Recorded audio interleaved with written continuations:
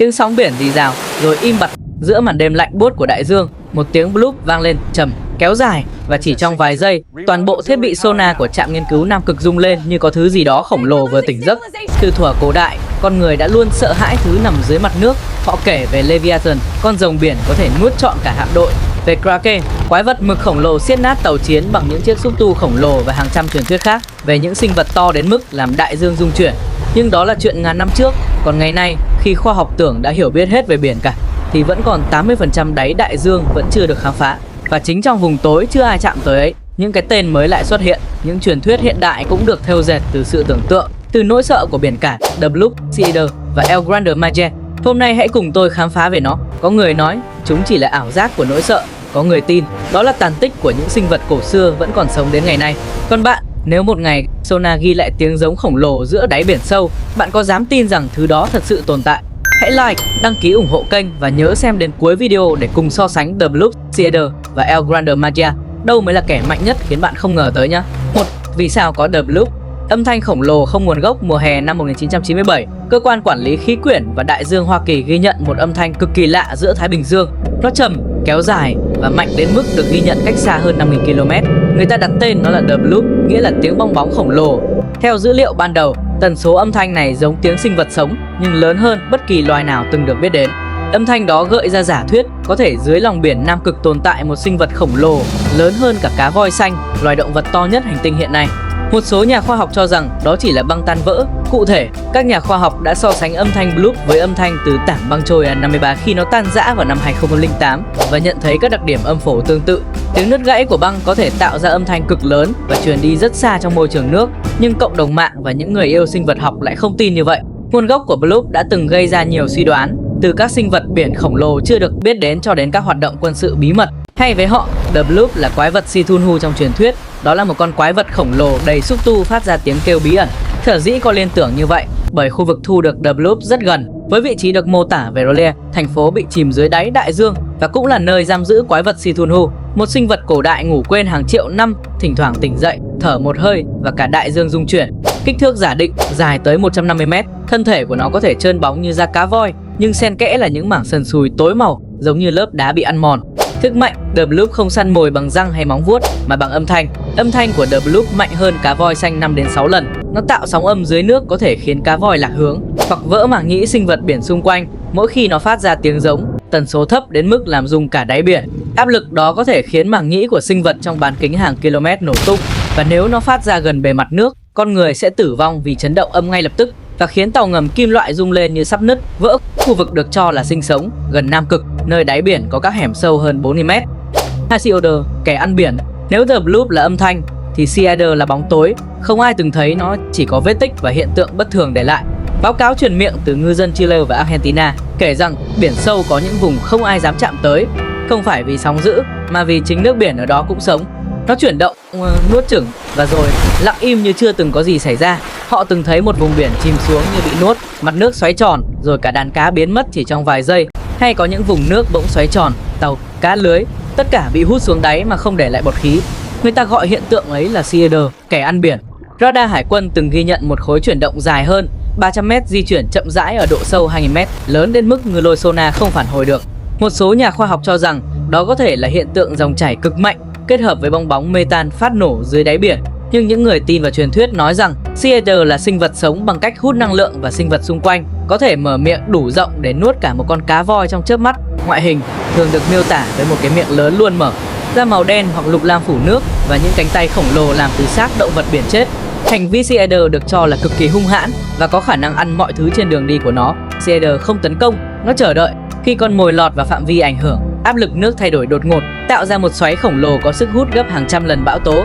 Toàn bộ tàu cá có thể bị kéo xuống chỉ trong vài giây và sonar ghi nhận âm thanh giống như tiếng gió rít dưới nước rồi im bặt. Một số nhà hải dương học nghi ngờ rằng Sea Adder tạo ra vùng chân không dưới nước, nơi áp suất giảm đột ngột khiến nước xung quanh bị hút và tạo cảm giác như đại dương đang bị ăn mất một mảng. Nếu The Bloop sử dụng âm thanh để tấn công thì Sea Adder sử dụng sức hút của chính biển cả. Nó không phát ra tiếng, nhưng sự im lặng của nó còn đáng sợ hơn mọi tiếng gầm. Kích thước giả định, theo mô tả, Sea Adder là một sinh vật khổng lồ. Các phiên bản khác nhau có kích thước ước tính thay đổi nhưng đều rất lớn, dài khoảng 250 đến 300 m, sức mạnh tạo lực hút khổng lồ. tạo xoáy nước, khả năng ẩn mình bằng cách hấp thụ ánh sáng. Khu vực được cho là sinh sống, Theater ẩn mình ở độ sâu khoảng 2.000 đến 4.000 m, gần dãy núi ngầm Mid-Atlantic Ridge, nơi địa tầng liên tục tách ra và dòng nhiệt dưới lòng đất khiến nước luôn dao động.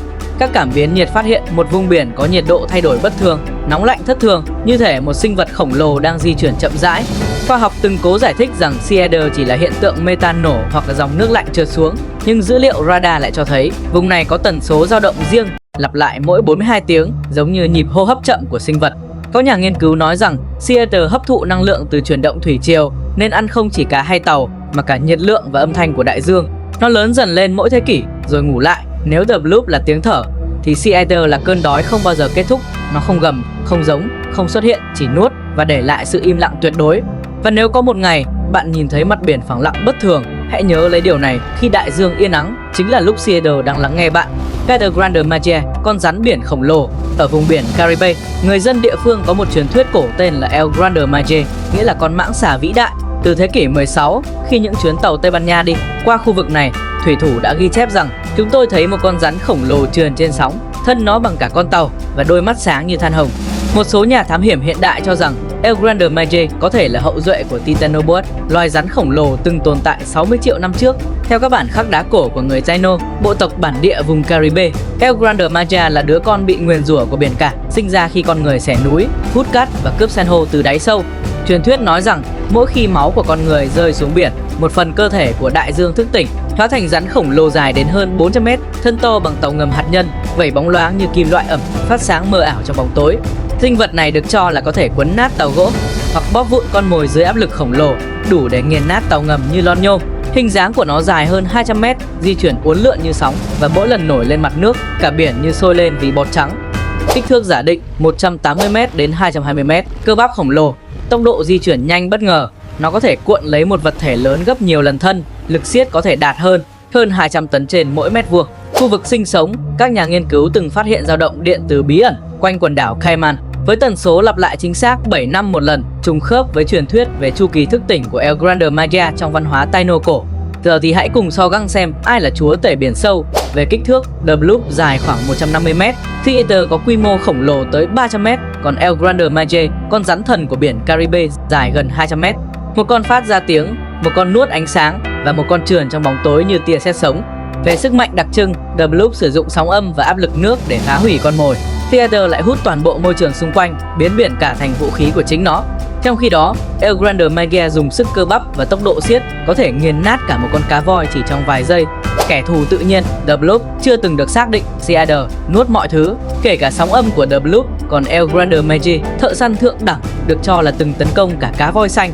Vũ khí chính, The Bloop là âm thanh và áp suất, Sea Adder là lực hút và khả năng ẩn thân, còn El Grande Mage, cơ bắp, tốc độ và cú quất đuôi mang sức mạnh hủy diệt.